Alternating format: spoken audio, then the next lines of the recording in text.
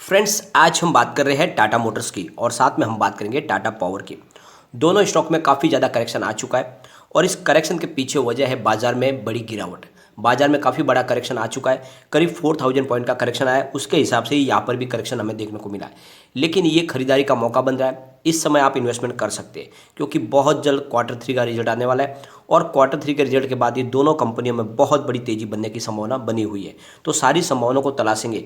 दो शानदार अपडेट निकल कर आई है टाटा मोटर से और दो बड़ी खुशखबरी है टाटा पावर से। सबको एक एक करके डिस्कस करेंगे और जानने की कोशिश करेंगे इन कंपनियों में इस समय इन्वेस्टमेंट करना चाहिए। वैसे तो अभी भी इसमें बहुत अच्छी लोगों को प्रॉफिट मिल रही है, तो क्या प्रॉफिट बुक करनी चाहिए? क्या बाजार में अभी भी करेक्शन बाकी है या फिर करेक्शन पूरा हो चुका है? तो सारी संभावनाओं को तलाशेंगे और जानने की कोशिश करेंगे क्या ये स्टॉक आने वाले समय में हमें मल्टी बैग रिटर्न देंगे। लेकिन फ्रेंड, उससे पहले अगर आप पहली बार हमारे चैनल पे आए तो चैनल को सब्सक्राइब कर दीजिए, एक बेल आइकॉन दबा दीजिए ताकि जब भी नया वीडियो बने पहला नोटिफिकेशन आपको मिले। वीडियो पसंद आए तो लाइक शेयर जरूर कीजिए। चलो फ्रेंड, वीडियो स्टार्ट करते हैं। मैं हूँ आपका दोस्त एस बी दवे और हमारे अपने चैनल ऑनलाइन कमाई में आपका बहुत बहुत स्वागत है। फ्रेंड्स, अगर हम सेंसेक्स की बात करें तो 57,124 पर आया, जहाँ पे फ्राइडे को थोड़ी सी नरमी हमें देखने को मिली। करीब 190 पॉइंट की गिरावट हुई है। यहाँ पे 0.33% की गिरावट थी। तो आप देख लो कि 61,000 के ऊपर था सेंसेक्स, वहाँ से गिरते हुए 57,000 पर आया।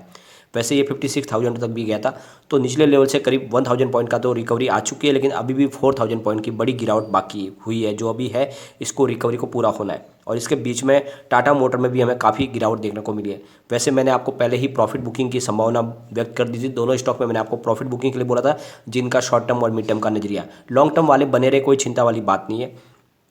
बात कर लेते हैं टाटा मोटर्स की।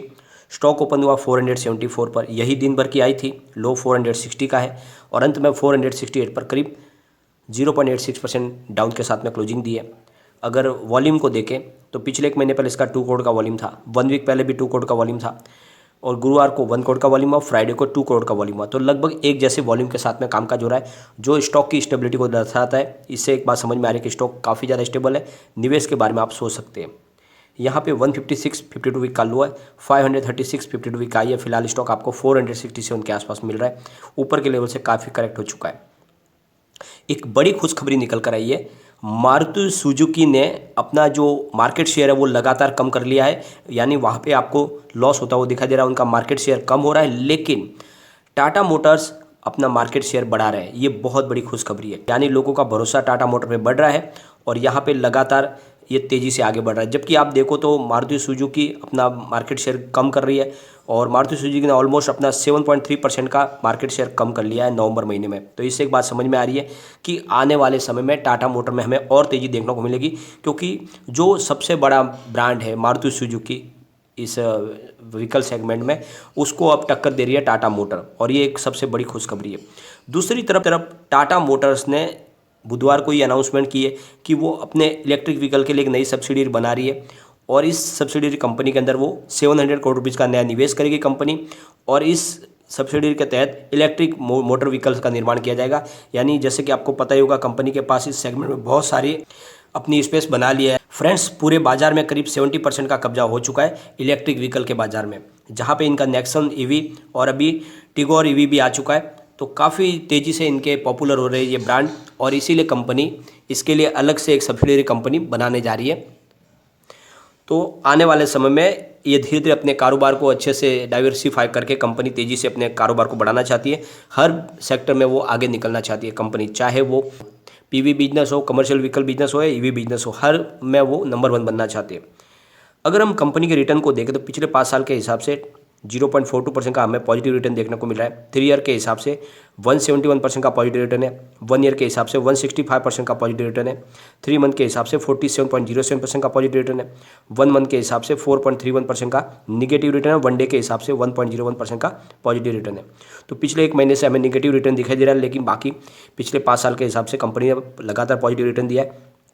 अगर इनकी पेयर्स कंपनी के साथ कंपेयर करें तो टाटा मोटर ने पिछले एक साल में 165.76% का शानदार पॉजिटिव रिटर्न दिया है, जबकि इस दौरान मारुति सुजुकी ने 1.73% का निगेटिव रिटर्न दिया है और M&M ने करीब 14.31% का पॉजिटिव रिटर्न दिया। तो ये खिलाड़ी बन के उभरी है टाटा मोटर और इसीलिए मैंने लगातार आपको इसमें खरीदारी की सलाह दी हुई है। यहाँ पे कम्युनिटी सेंटीमेंट भी फिलहाल स्टॉक के साथ में 78% बाय की कॉल है, 22% सेल की कॉल है। तो फिलहाल आपको इसमें निवेश करना चाहिए। एक बार इसके पिवोट लेवल को भी चेक कर लेते हैं। तो यहाँ से अगर स्टॉक स्लिप होता है तो 461 पर फर्स्ट सपोर्ट है, स्टॉक और नीचे गया तो 452 तक जा सकता है।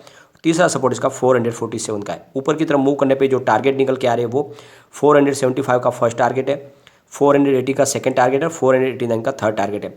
तो अब यहाँ पे ये आपके लिए यह सलाह निकल के आ रही है, अगर आपका शॉर्ट टर्म और मिड टर्म का नजरिया है और अभी आपने इन्वेस्टमेंट उसके हिसाब से किया है तो थोड़ा सा यहाँ पे और ऐड कर सकते हैं। थोड़ी सी तेज़ी की संभावना बन रही है, लेकिन अभी भी बाजार में करेक्शन की संभावना बनी हुई है। हो सकता है बाजार में करेक्शन आएगा तो फिर ये आपको 400 के लेवल के तक जाता हुआ दिखाई देगा, ये आपको ध्यान रखना है। तो इस समय आप थोड़ा करके ही खरीदारी करें, पूरा न करें, थोड़ा सा वेट कर ले। लेकिन जिसका लॉन्ग टर्म का नजरिया है वो बिल्कुल इस समय खरीदारी करें, मौके का फायदा उठाए। काफ़ी स्टॉक नीचे आ चुका है, लॉन्ग टर्म का नजरिया रखें, आने वाले 2 साल में स्टॉक 1000 को क्रॉस कर जाएगा। बहुत ही शानदार स्टॉक है। अब हम चलेंगे टाटा पावर की तरफ। स्टॉक ओपन हुआ 219 पर, यही दिन भर की आई थी। 214 लो है और अंत में 216 पर करीब 0.66% डाउन पर इसने क्लोजिंग दी है। अगर हम इसके वॉल्यूम को एनालिस करें तो पिछले एक महीने पहले इसका 5 करोड़ का वॉल्यूम था, 1 वीक पहले 3 करोड़ का वॉल्यूम हुआ, गुरुवार को 2 करोड़ का वॉल्यूम था, फ्राइडे को भी 2 करोड़ का वॉल्यूम था। तो काफ़ी स्टेबल हो चुका है स्टॉक ये भी। और 66.40 52 वीक का लो है, 269 52 वीक का हाई है। फिलहाल स्टॉक 216 पर है, ऊपर के लेवल से काफ़ी करेक्ट हो चुका है। लेकिन आपको ये भी ध्यान रखना है कि सेंसेक्स में भी बड़ा करेक्शन आया और उसके हिसाब से ही यहाँ पे भी हमें करेक्शन देखने को मिला है, कोई बड़ी गिरावट यहाँ पे अलग से हुई नहीं है। अब टाटा पावर तेज़ी से अपने कारोबार को आगे बढ़ा रही है। टाटा पावर ईवी सेगमेंट में भी बहुत तेज़ी से आगे चल रही है। ईवी चार्जिंग स्टैब्लिश का काम बहुत तेज़ी से चल रहा है। दूसरी तरफ सोलर रूफटॉप का काम भी बहुत तेज़ी से चल रहा है। अब टाटा पावर को एक बड़ा कॉन्ट्रैक्ट मिला है SECI के लिए, सोलर प्रोजेक्ट के लिए छत्तीसगढ़ से। तो ये फ्रेंड्स जो ऑर्डर मिला है इनको, ये करीब 100 मेगावाट का सोलर प्रोजेक्ट है बैटरी एनर्जी स्टोरेज सिस्टम के लिए, जो राजेंद्र गांव छत्तीसगढ़ का है।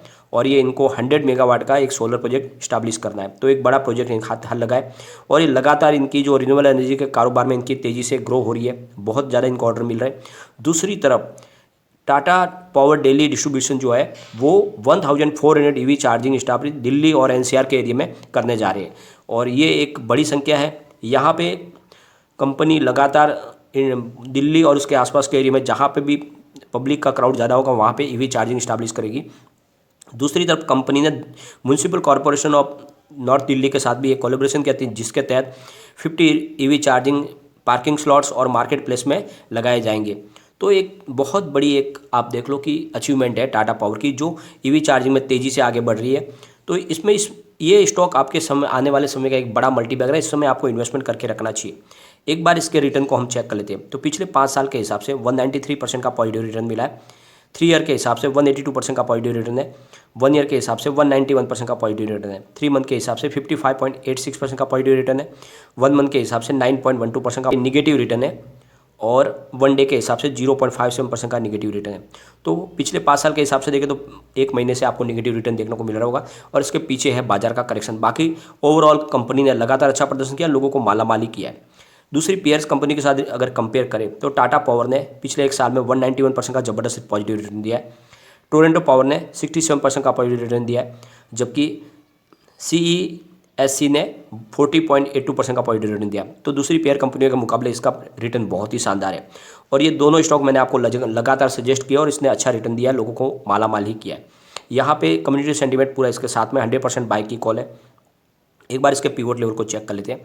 तो यहाँ से अगर स्टॉक स्लिप होता है तो 214 पर फर्स्ट सपोर्ट है, सेकंड सपोर्ट 211 का है और थर्ड सपोर्ट जो निकल के आ रहा है वो 209 का है। ऊपर की तरफ मूव करने पे जो टारगेट निकल के आ रहा है वो 220 का फर्स्ट टारगेट है, 222 का सेकंड टारगेट है, 225 का थर्ड टारगेट है। तो आपको ये ध्यान रखना कि अभी फिलहाल ये एक रेंज के अंदर फिक्स हो चुका है स्टॉक, आपको यहाँ पे बड़ी अप डाउन देखने को नहीं मिलेगी। यानी स्टॉक आपको 210 से लेकर 225 के बीच में अप डाउन करता हुआ दिखाई दे सकता है और इसके पीछे वजह बाजार की दिशा अभी किसी को भी नहीं पता है। एक दिन थोड़ी तेज़ी बनती है, दूसरे दिन फिर गिरावट हो जाती है।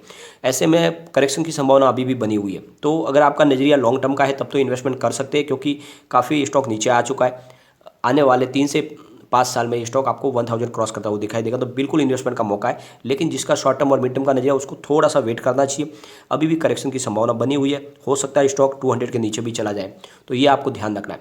लेकिन ओवरऑल दोनों स्टॉक बहुत मजबूत है, आने वाले समय में ये मल्टी बैगर बनेंगे और जिस तरह से पॉजिटिव न्यूज निकल के आ रही है ये स्टॉक कमाल करेंगे, तो निवेश बनाए रखें। लेकिन फ्रेंड, कोई भी इन्वेस्टमेंट करने से पहले अपने फाइनेंशियल एडवाइजर से एक बार एडवाइस ले ले या अपना खुद का रिसर्च करें, क्योंकि मैंने वीडियो आपके एजुकेशनल पर्पज के लिए ही बनाया। वीडियो पसंद आए तो लाइक शेयर जरूर कीजिए और चैनल को सब्सक्राइब कर दीजिए। Thank you friend.